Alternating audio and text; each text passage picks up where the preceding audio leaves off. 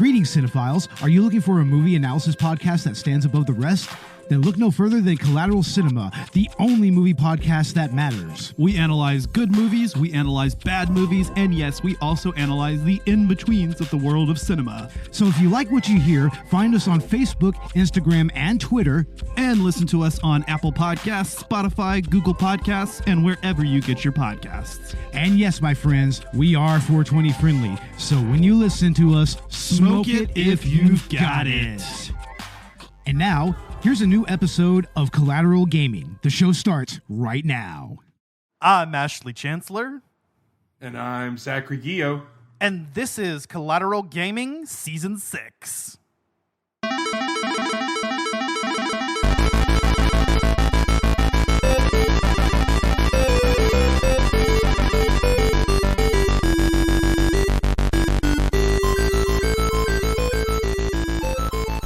Welcome back to Collateral Gaming, the only video game podcast that matters, where we focus on good games, bad games, and everything else in between in the world of gaming. We are podcasting straight from the United States, and yes, my friends, we are a 420 friendly podcast, so whatever you have, be it dabs, blunts, blunts, bonks, or joints, smoke it. Crack, meth. Yes, just as long as you smoke it with the exaggerated swagger of it. Okay, I'm not going to finish that. Yeah, don't. That would not be good. What is up, buddy? Dude, man, not much. Enjoying life right now. A little less than 5 weeks out from the wedding. Getting super pumped to get going. And Spider-Man 2 comes out next Friday. I'm so pumped, bro. Dude. The theme, when you're preloading it, is gas. You were so right, bro, when you told me that. Oh, you put it on? I did. Of course I did. You told me that, and I was like, I can hear the music? Let's go. You know how I am about video game music, so yeah. I'm pumped. And you saw the first theme I sent you that was like a kind of a combination of Peter's and Miles themes, right? Yeah, absolutely. Yeah, that's kind of like the main theme. Dude, I'm so fucking stoked for Spider-Man 2. Yes, we were going to be covering it as discussed previously. And then there's a whole lot of other exciting shit happening right now, too. I mean, like you said, your wedding is happening, and I'm going to be there next month. I've already bought the plane tickets. I'm actually coming on Wednesday because it was a hell of a lot cheaper to do that than coming in Thursday. So, hey, man, whenever you can bust the nut, man, just do it. The only thing is now I got to figure out the arrangements of where I'm going to stay while I'm down there, but I am pumped. Hey, Wednesday night, actually, I'll talk to Danielle, but Wednesday night, you probably can crash with us. And then Thursday and Friday night, I'll have the Airbnb set up for us. So if you want to stay at the Airbnb, we can try and get that done. Because I'd love for you to be a part of the bachelor party. But okay. I'll figure that out within the next couple of days, and I'll let you know. Okay, yeah, let me know. That would be awesome, man. Thanks. Yes, sir. Hell yeah. But we are here to talk about Spider-Man Miles Morales. This is the second part of our two-part look or revisit of both of these games. We covered Spider-Man 1 in part 1. Probably recommend listening to that first. Yeah. Now, Spider-Man 1 was a game that we had actually done a full episode on the podcast of, and then we did a redux. In this case with Miles, we covered this game when it first came out. But you were there. I checked. Yeah, I was here. We covered it when it first came out, but it was a spoiler-free review, as we normally do with game launch titles. So this will be our first time being able to jump into the game and actually getting into the spoilers of the story. And man, just like Spider-Man 1 did to me, this game was a real tearjerker, even on replay. It's to me, it is a tearjerker. It's not as much of a tearjerker because kind of the more emotional stuff, besides the whole Finn arc, and we'll get to that, of course. The really emotional stuff that happened to Miles was actually in Spider-Man 1 with the death of Jefferson Davis and stuff like that. But this game kind of takes you through a really emotional journey as Miles kind of discovers who he is as, his webhead. His version of, not the Scarlet Speedster. I was about to bring a Flash reference into this. Yeah, I'm going to go ahead and back off. So, yeah, this game... when comparing it to Spider-Man 1, I agree. It's not as as good. A somewhat more polished experience, though. I think the only reason it doesn't earn as many points for me personally is that it's quite a bit shorter. This is more of a standalone expansion / spinoff sequel, but not a true sequel. This was just kind of like a short thing. Uses the same map as the first game, and they were pretty upfront about it. You know, like this game is in a sense DLC. It's not unlike Infamous. In fact, I think they actually compared it to this: Infamous First Light for Infamous Second Son, or Tears of the Kingdom.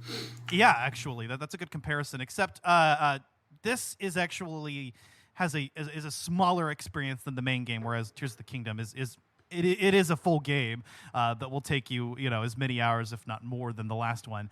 This one is a condensed experience, but nonetheless, it is a well polished experience. I think with not having as much to cover, they were able to really go all in on this, and it's just filled with so much life and detail, and also manages to make itself feel differently enough with some of the combat mechanics, the stealth mechanics, a lot of like Miles' new abilities.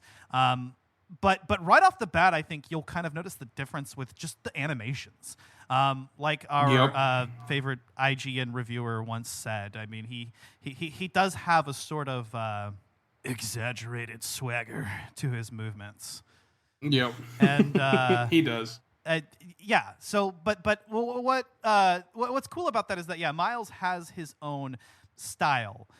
He's younger. He comes from a different background than Pete, and that's reflected in the way he pulls off the same traversal and combat moves throughout the game.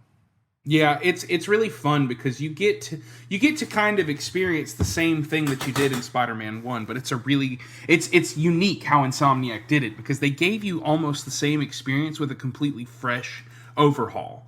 They kind of give you a whole new perspective to look at it, and you actually feel younger playing the game. You get to kind of feel Miles' generation as he dons the suit versus Pete's more, tactical approach to it. Miles is a little bit more loose, and he's kind of more open to, goofing off as it's kind of like a younger Pete, but with, I guess, more exaggerated swagger, as they so elegantly put it. 100%. So, yes, everything about this game feels fresh, feels different, even just down to the character animations. On top of that, now, we do have all of these different aforementioned combat mechanics, of course, Miles' Venom abilities, his bioelectric powers. That's the coolest part of the game to me, is his ability to use bioelectricity. Uh-huh. And I think that they incorporated that really well with both just straight combat, takedowns especially. That shit's cool. And interactions with things around the environment like air vents or electric panels and stuff to kind of expands the exploration and the solving of puzzles. Yes. Yeah, no. In fact, they even have like these new generator type puzzles that work off of Miles' Venom abilities. And he has different Venom abilities that are mapped to each of the basic combat abilities on the face buttons. So you can use, your standard Venom Punch. You have the Venom Strike, which will hit the enemy from a distance and quickly zip you towards them.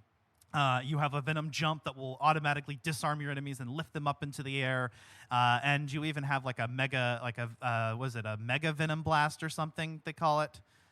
Yeah, is that the one where it's like triangle and circle and you jump up and slam down? Well, there's the Venom Smash, which is where you hit square and X, and you do the ground pound ability, but with Venom. But then there's also that big mega finisher that uses 3 bars and wipes out all the enemies, which is super helpful when you're playing New Game Plus. Yeah, I haven't done the New Game Plus. I've only played through the game actually one time. But I remember that vaguely. Really cool addition to the game and another really cool use of his power, especially when you get good enough at the game where you can kick enough ass to build up 3 full bars of focus and you could just beat ass. Yeah, that's what I like about it, is that you can just build up the meters, and they even changed up the system a little bit since the last game, because we had a meter build up in Spider-Man 1, but it was just used for the finishers. Now the finishers are accomplished by doing getting a certain hit combo. So I think it's like 8 or 10 hits or something, and then you actually get a finisher, and then you can unlock abilities to bank additional finishers, like in the first one. But although I am missing Peter's double finisher ability that lets you pull off a second free one. That one was nice to have, but it's okay because Miles. Well, yeah, go ahead. I like the way they. I'm sorry. I like the way they do that though, because in subtle ways, the game shows how less experienced Miles is, and how he probably doesn't have the stamina, resilience, or focus to pull off another finisher like that. He's probably. In my mind, I think that when he does a finisher, he's so exhilarated by it that he can't chain them, which is a show of inexperience, where at this point, Pete's been Spider-Man for almost 9 years. Yeah.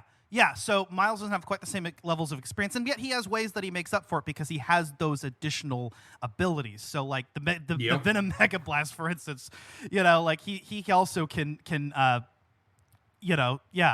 build up his finishers instead of build up his meters instead of using them immediately. So there's a level of strategy that comes, and the Venom just adds a whole new flavor to combat, which is really nice. And they complement each other. Also, Miles can go invisible at will, which just has a short cooldown, and there are even abilities that will supplement that. So I think it's really cool that not only does that help, obviously, with the stealth sections, but even in the middle of combat, you can disappear from an enemy's line of sight, and it just makes combat so much easier. And there's even those enemies, the shield enemies, that you have to duck under. That move doesn't work on them anymore unless you're invisible. Which is pretty cool. I mean, honestly, it just adds a level of difficulty to the game. Which I like how in some areas of the game it feels naturally more difficult because Miles is less experienced. Insomniac does a really good job of creating environments based off of the actual, what would be the emotions of the main character. Like, Pete is experienced, and so the game is really fucking difficult after a certain point because you've got waves and waves and waves of many different kinds of enemies, like demon thugs and fist thugs and sable thugs and all this stuff. And Miles, it's kind of the same thing with Miles, because eventually, at first you're just kind of dealing with normal criminals, but then you have to start dealing with the underground, and it just gets more and more intense as Miles gets more and more experienced. Insomniac has a really good way of kind of throwing you in, and you feel that level of progression just like the character does, and it makes for a much more immersive experience. I love the way they do that. I don't know if I explained that cleanly enough, but it's just something it makes me a lot more excited for Spider-Man 2, because at this point, Miles is going to be even more, powerful and experienced, and we're going to have to see a point where he has to take on Pete to kind of calm him down. I swear to God that's going to happen, and I'm ready for it. I'm ready for it. Sorry, I went off on a tangent. I'm sorry. No, brother, I'm here for it, and it's why you're a person that is on this podcast. Believe person me. Of interest. Hold on. I have a Discord sound for that. Hang on. No, that's not it. Yeah, I pressed the wrong button. We'll continue at another point. Sorry about that. No worries, bro. But yeah, man, this game is so it's so fucking good, because just whenever I wanted a little bit more Spider-Man content, I mean, we already talked about how many times, I've played through Spider-Man 1 just wanting more and more content. This came out and it gave us more, and yet still felt fresh and made us feel super, super excited about the sequel. And the true capabilities of the PlayStation 5, because Spider-Man on the PS4 was a beautiful game, but it ran in it's solid locked 30 FPS. When Miles Morales came out, you had the option to play it with performance ray tracing, which the PlayStation 5 had those capabilities. It came out on the PS4 as well, which meant that it was held back a little bit. But that is what makes me so excited about Spider-Man 2, because it's been solely focused for the PS5. So now we get to kind of see what kind of power this console truly has. And we got a taste of that with Miles Morales being the launch title, which was fantastic, by the way, given the fact that Spider-Man PS4 is probably one of the greatest games ever made, which makes me excited, because that means Part 2 is going to be even better. Dude, it is going to be so much. It's gonna be. My expectations are sky high already. Which I know, you should get your expectations high before the thing comes out. But man, fuck, they are. It's high. Insomniac, bro. They haven't missed the beat. I mean, they delivered on the last game for me, and my expectations were high. They delivered on this game for me, and my expectations were high. So it's definitely a thing. And Miles Morales hints so much at the success of, like, just the continuity of the story. The Miles Morales. Okay, so kind of a quick jump ahead. What do you think happened? Well, no, we'll get to that point when we talk about the story. I'm kind of thinking ahead because I'm sure we'll talk about that, but we haven't necessarily gotten into the story of the game yet. Just kind of the fluidity of Miles' movement and everything that you can do with the Venom powers and how the game starts. First and foremost, it starts with Pete basically instructing Miles on how to be the best version of Spider-Man that he can be, because they're like overseeing the haul of a prisoner transport. And yeah, Ash, I'll let you dive into that. Right. So they're transporting a prisoner, and we actually don't know who that prisoner is right away. They're taking guesses at it, but it's one of the supervillains. Is it the Shocker? Is it the Electro? Is it, who is in there? And then the whole thing, the containment thing starts shaking, and you know exactly who it is. Yep. So the game opens up actually with a chase of Rhino through the streets of Manhattan. Lovely little cameo with JJ, I think, who we actually see in person for the first time, and not just as a disembodied voice. Yep. Very angry disembodied voice. It's a really great fucking sequence, and Pete actually gets down for the count. And Miles has to step up to the plate, and that's whenever he witnesses his own Venom powers for the first time. So, yeah, it's actually a really big fucking moment. It's really cool. And right after that, Pete tells Miles that he's going away for a little while, and that Miles is going to be the one and only Spider-Man, which is how this game manages to have a focused experience of Miles and not have to deal with Peter being around, have a threat that only Miles can deal with at the moment. He's basically saying, Miles, hey, I'm going to Europe with MJ to have sex with her over there for a little while, so you deal with this. Exactly. And this is a very Miles-focused experience. So if you were hoping to get back in touch with some of the characters that we dropped off on in Spider-Man 1, if you're expecting a full sequel, that's not what this is. This is a shining a magnifying glass on Miles' life. And I have a feeling that these characters are going to be just as important in the next game as Peter's cast of characters were and will be. So we're going to have actually an experience focusing on both of their perspectives. And I'm really excited to see that, because just how well they've done these experiences individually on both the PS4 and the PS5. Speaking of the cast of characters, I guess let's get into that a little bit, because we haven't really discussed them yet. So we do have the guy in the chair, Genki Lee. That's Miles' best friend, or one of his best friends, right? Yeah. He actually. I still think he had a great idea wanting to put ads on the app so that they could make money. Yeah. And Miles had a good heart. He's like, no. We don't need to do all that. Sorry. Well, and he designs the Friendly Neighborhood Spider-Man app, which I'm a huge fan of. I love that they have changed the access of crimes and side quests to this interface. Glad to hear that it's coming back in the next game, because it's such a natural fit. But Genki's the one that came up with this app, which you can open at any time during combat, during traversal, while you're free roaming Manhattan. But Genki is kind of like the guy in the chair. He's very similar to actually the MCU's portrayal of Ned Leeds. Who actually, I think it's the other way around. I think Ned was meant to be similar to Genki from the comics, if I'm not mistaken. But it sounds more accurate when you say it that way. Yeah.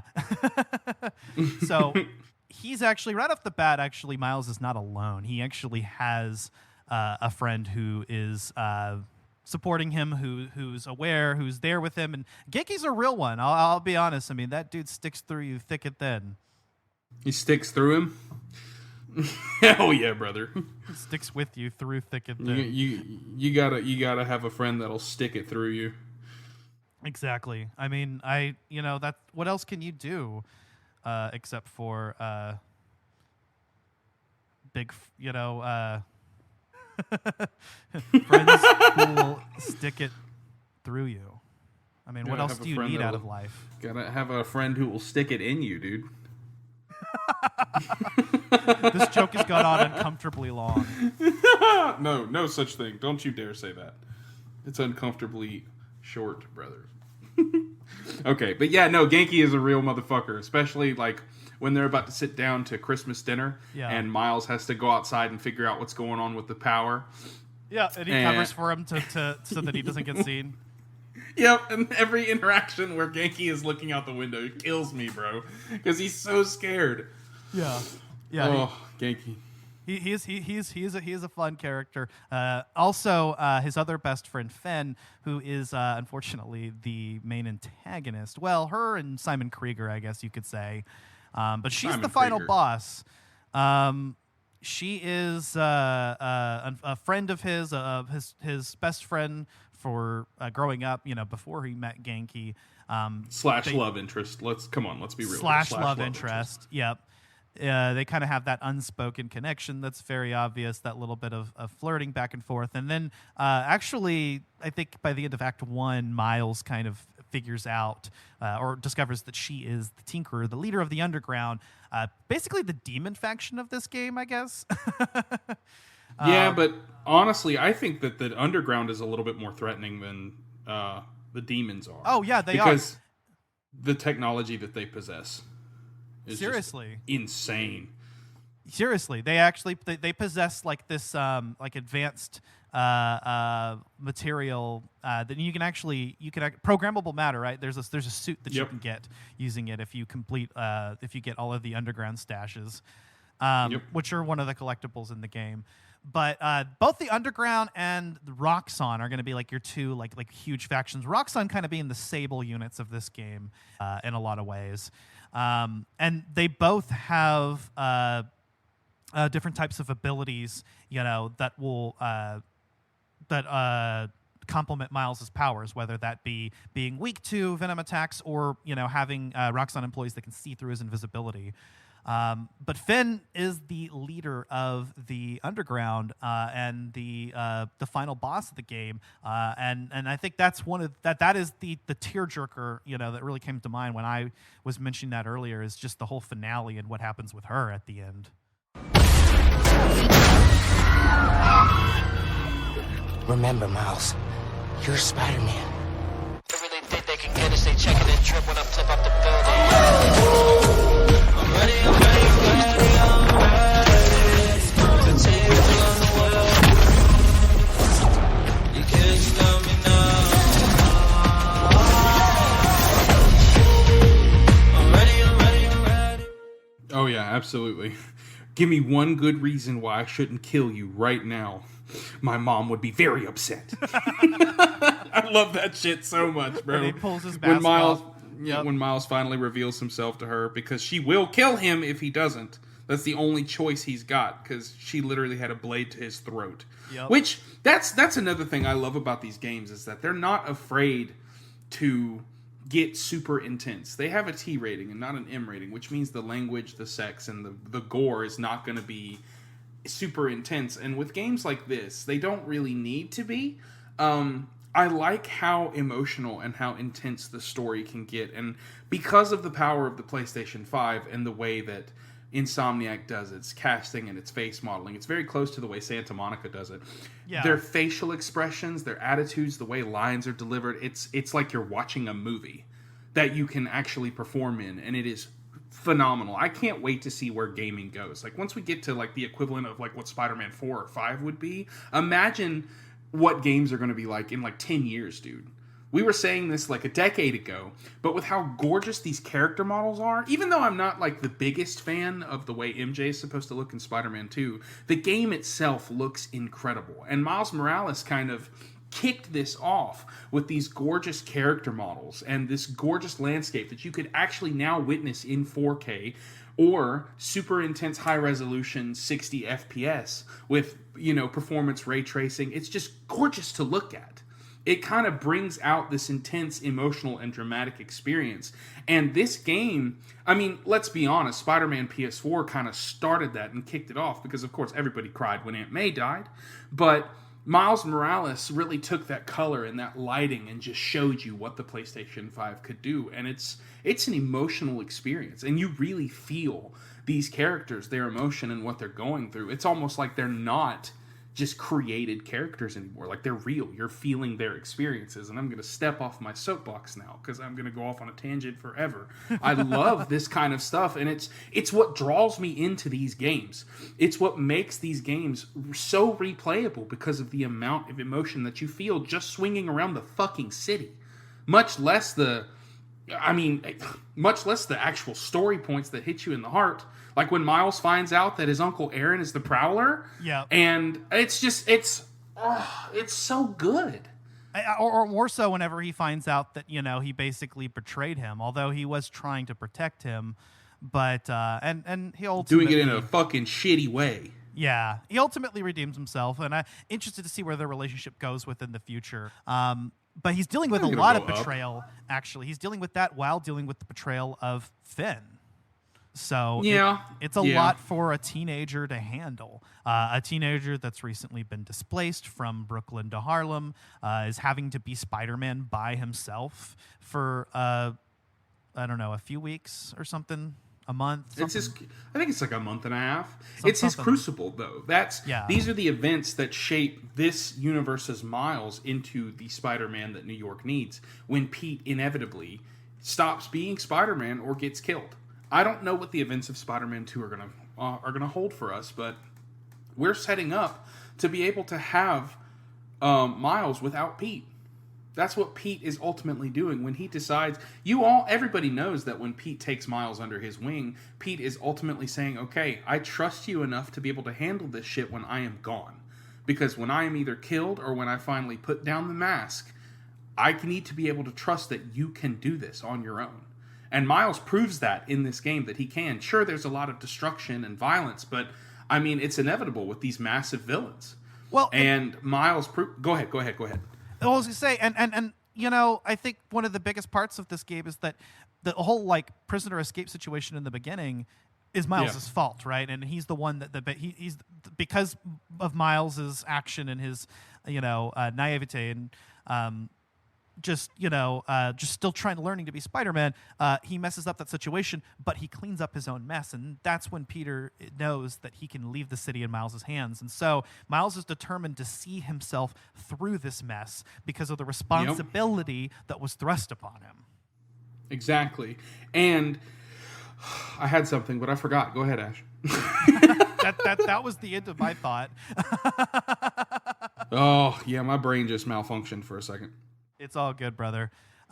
This is a great game, and there's so much to talk about, more than we can probably even get into. But yeah, just hitting some of those tearjerkers. I think right at the end, Finn's death hit hard. Not as hard as May's death, not by a long shot, but it made me cry, man, and it made me even tear up whenever I was playing the game most recently. But then that moment at the end where Miles stands up and you see the emblem on his back. And I feel like you really got to play the ending with the default suit for it to really work the best. But I don't know. It might look cool with other suits, but it's just such a cool I'm going to be honest. I forgot moment. That Finn died, dude. Yeah. She Supermans him up into the atmosphere so he could let go of all of the new form energy. There are some theories that the reason why some of Miles' Venom powers are blue in the new game. If you look at the trailers, there's yellow electrical powers and there's blue ones. But there are some theories that it might be because of all the new form he absorbed at the end of this one.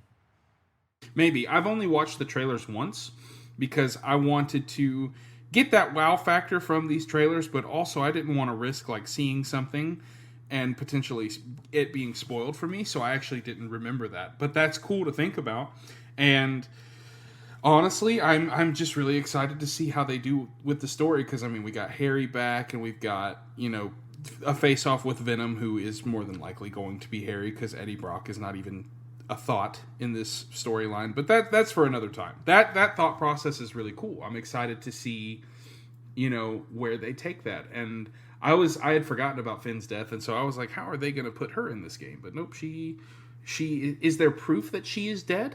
Like 100%, it's undeniable that she's gone. We didn't see it. I mean, but she exploded in a burst of venom energy, like hundreds or thousands of feet in the fucking sky. You know, like. Yeah, I mean, it doesn't look likely, but we didn't actually see her body, so they could. We didn't, and we're in a universe where shit can happen, like Max Dillon falling into a vat of eels and becoming Electro, and I mean, come on, we have something where Finn could be somebody that appears at the end of the game, because I mean, this game you can freely switch between Peter and Miles, and. Who knows? They might surprise us. They've done it before. Yeah, they have. So, yeah, also, did it seem weird to you, like, by the end of the story, how many people are aware of Miles' identity? So, it's not just Genki, it's not just Finn. His mom knows. She finds out, I think by the second or third act. Yeah, but Miles straight up told her. Well, she finds him. He comes home and he's beat up and he's in the Spider-Man costume. And it's... So, but she's apparently supportive of this and understands the responsibility, maybe in kind of the same way that Aunt May knew for quite some time, we're led to believe. But they have them, and also, like, half the fucking population of Harlem. Okay, no, just a small community around where Miles lives and the Roxanne Plaza, but like a number of residents of Harlem actually know his identity, which is going to be kind of cool. He's got this whole kind of like support network that refused to say anything. Yeah, which honestly, I'm excited to see how they play that out in the next game, because he could. What if there's a part of the game where you can like rally supporters to help you win a fight? That'd be cool as fuck. I think it'll play a part of the story, and Miles is basically like Harlem's Spider-Man now. That's where he ends up in this game. Also, that shot of him and Pete at the very end is so fucking cool. Yeah, it is.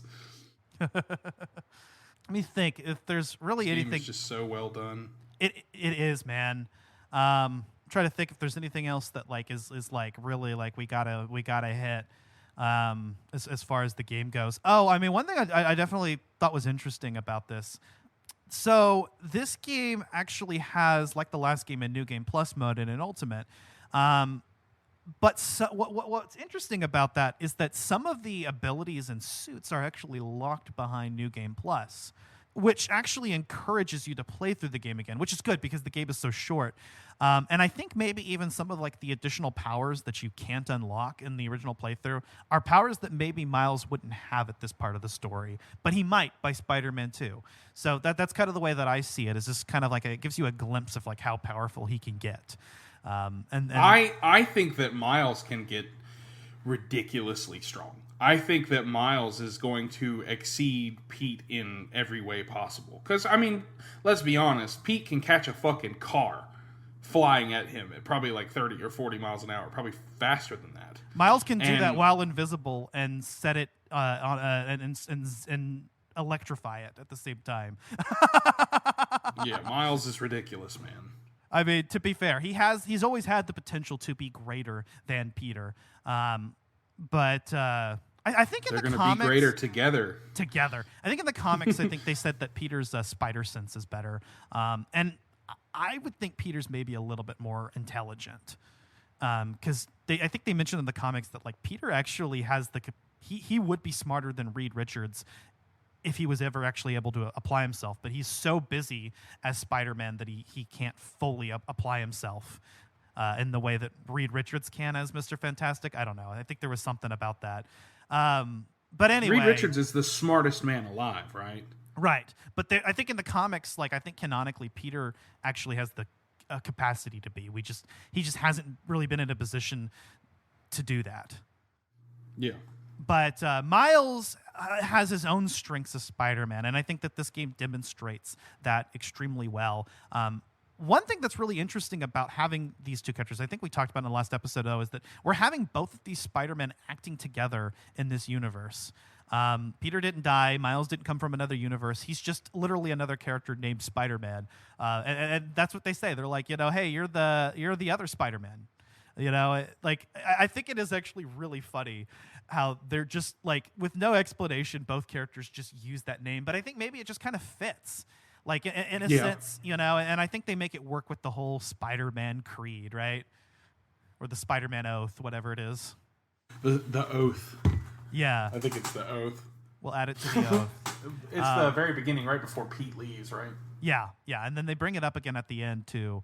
And I love how they have kind of this like mirror sequence where we see Miles asking Peter in that first scene, you know, how do you even drink coffee like while upside down? Very carefully.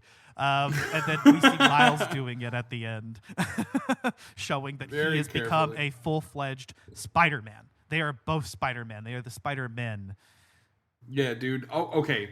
All right.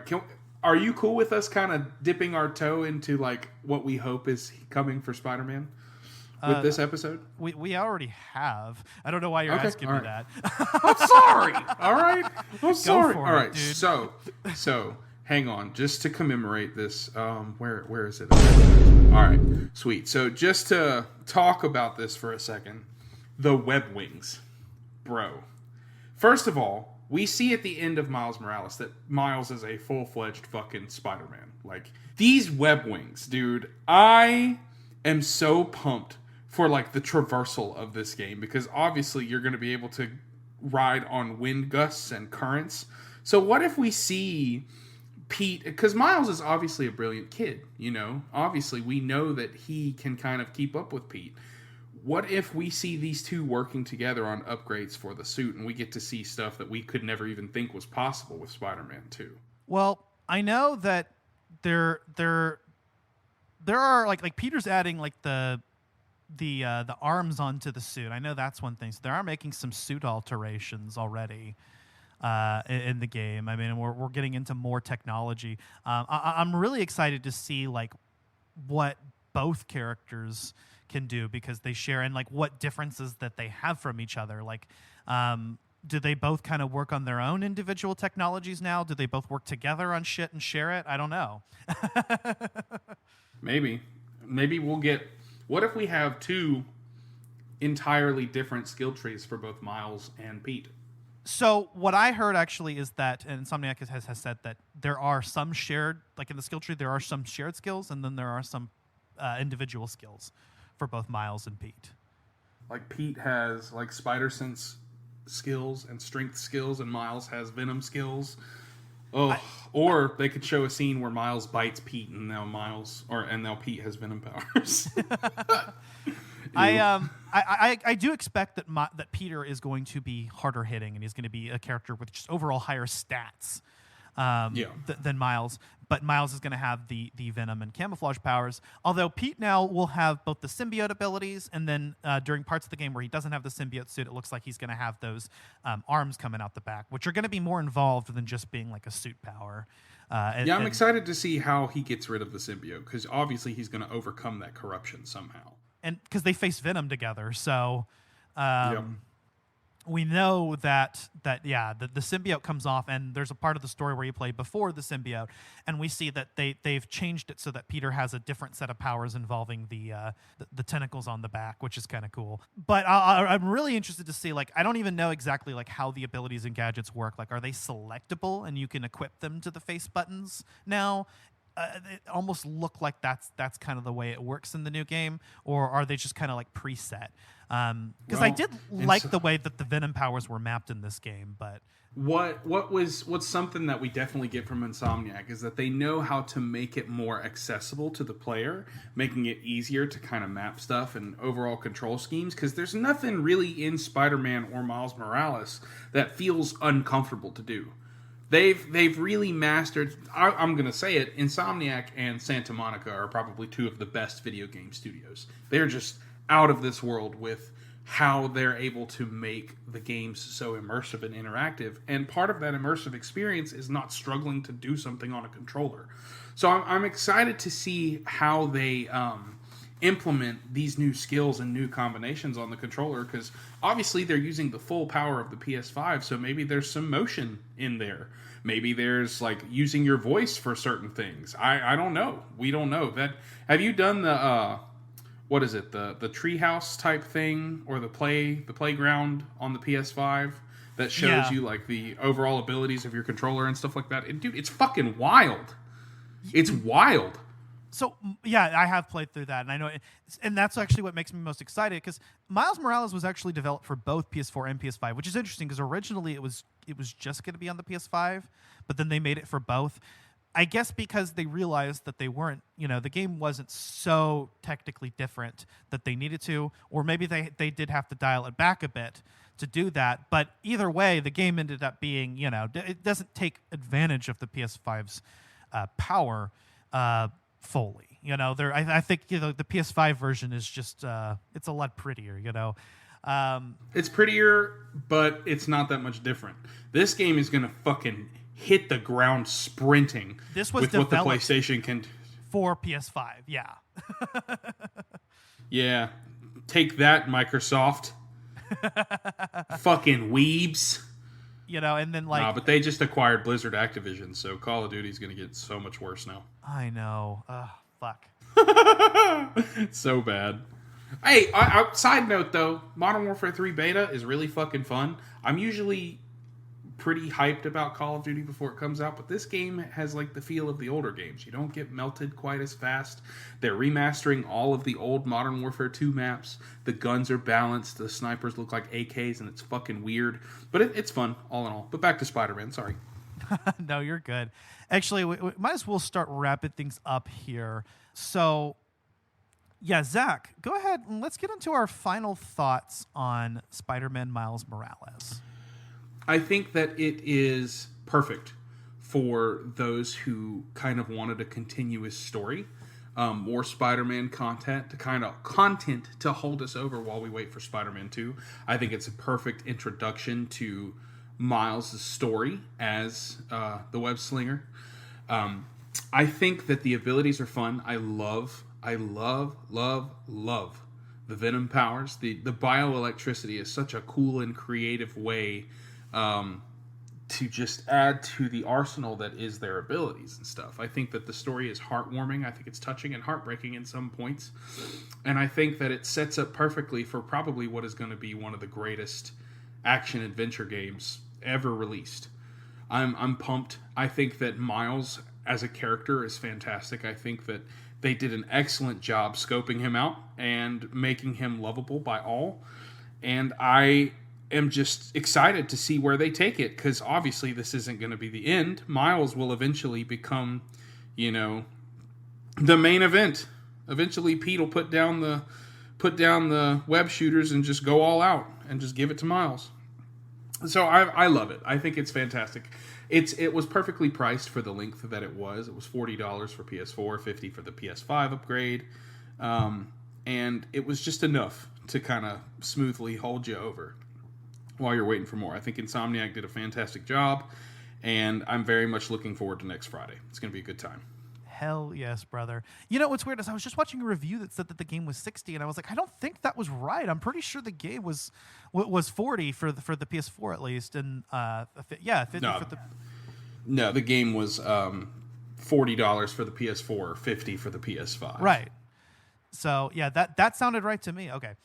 But yeah, as far as my final thoughts go, again, this is just, it's more of a good thing. That's what Spider-Man Miles Morales was. And Insomniac was pretty transparent about what it was, early on. So it's just kind of a condensed, slightly more polished experience on, especially on the PS5.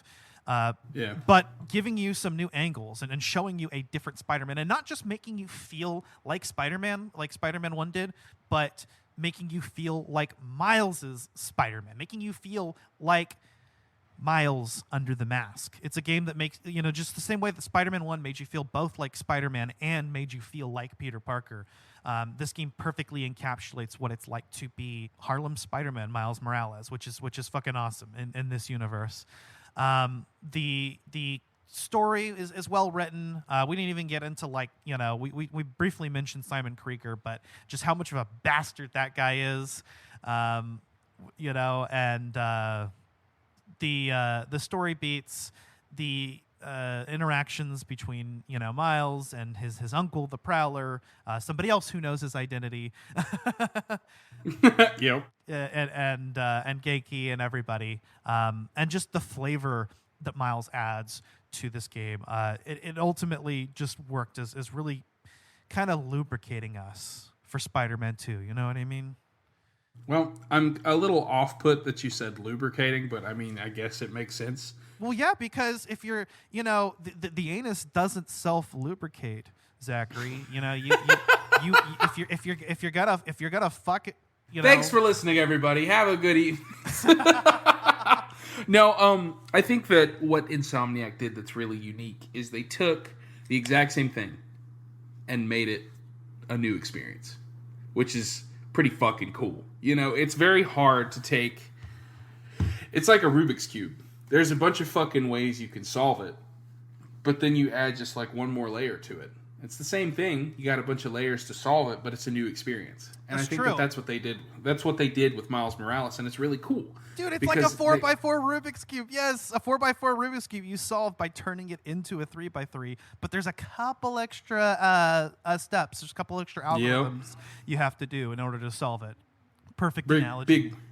Big brain analogies from Zach today. I got a big head. Got to have a big brain. Hell yeah. I didn't know you could solve Rubik's. I can. Yes, I can solve up to a 5x5. I've never done a 5x5, but I used to have a 4x4. It's ass. It's ass. My record on a 3x3 was 1 minute and 5 seconds. It was a good cube. I got you beat by 10 seconds, brother. Damn. Yeah. I got it down to 55 seconds one time, and I almost came the conclusion that I was fast with it. Yeah, you thought I was going to be nasty with it. Oh man, you know what? This is great. I think that's why we love Spider-Man so much. And Robert, you can relate to this as well. Like when you're a nerd, you're a nerd all the way. You're a nerd. Robert's a car nerd and a film geek, and Robert's sitting here in my apartment. He's staying with me for a month. Our good friend Robert Ortegon from Collateral Cinema Movie Podcast. But anyway, we're all geeks and nerds here, and I think that's why we relate to the Spider-Man character. I mean, for me, Spider-Man is my favorite superhero. Like 100%. Specifically Peter Parker Spider-Man, actually. I feel like I relate to him the most.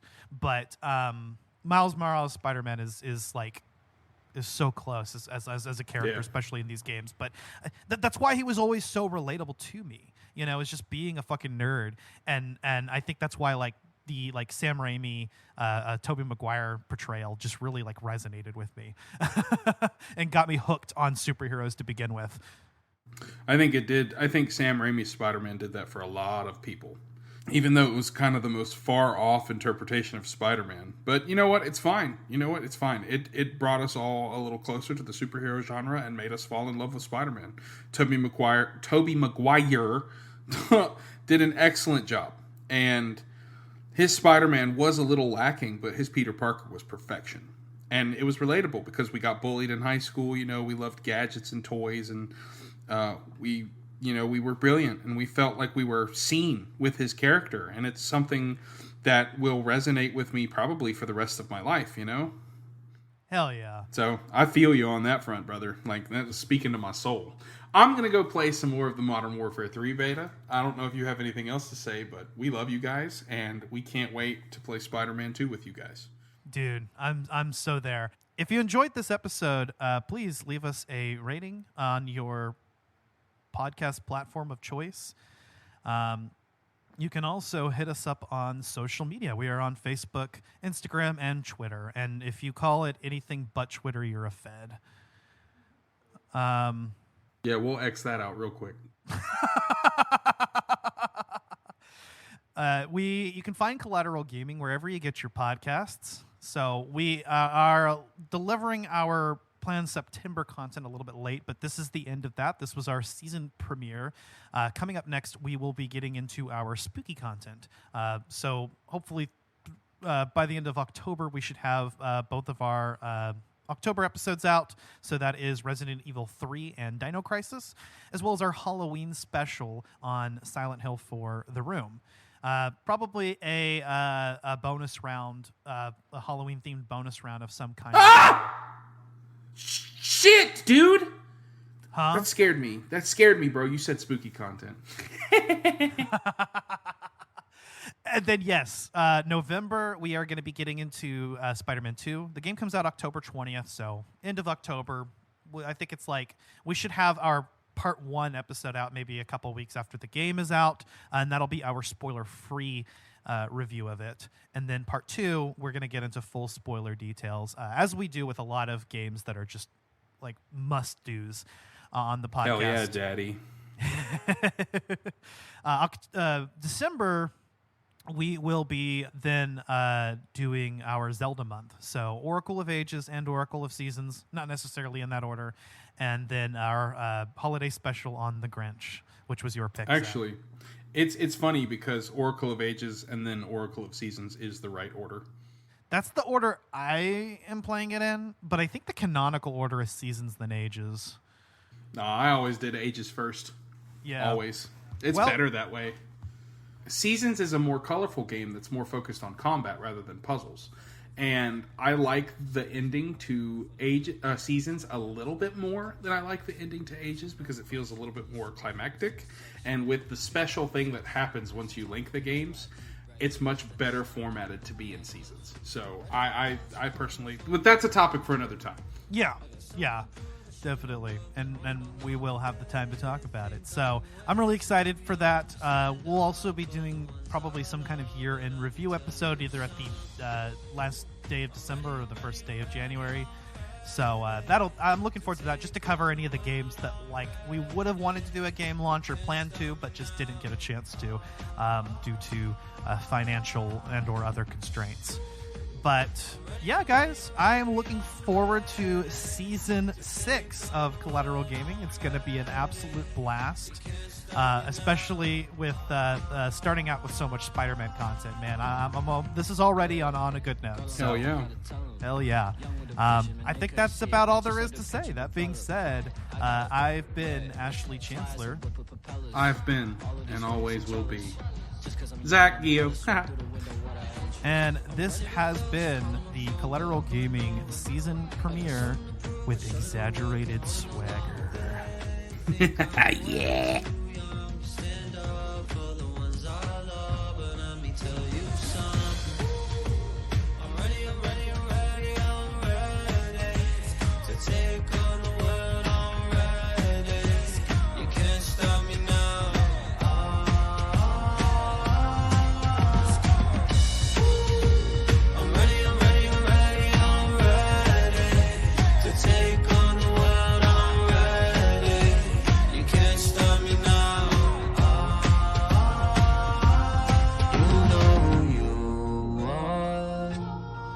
Drip on a rooftop. Gotta fight for the truth in this war. Don't let the city go down. You know the swag, they feel it, the shoes, I kill them. While meanwhile I'm fighting a villain. She know what the deal is, the cliff full of heroes. She made me moonwalk on the ceiling. Just ask, they know we the illest. Spidey sense, I feel the vision. They really think they can get us. They checking the drip when I flip off the building, yeah.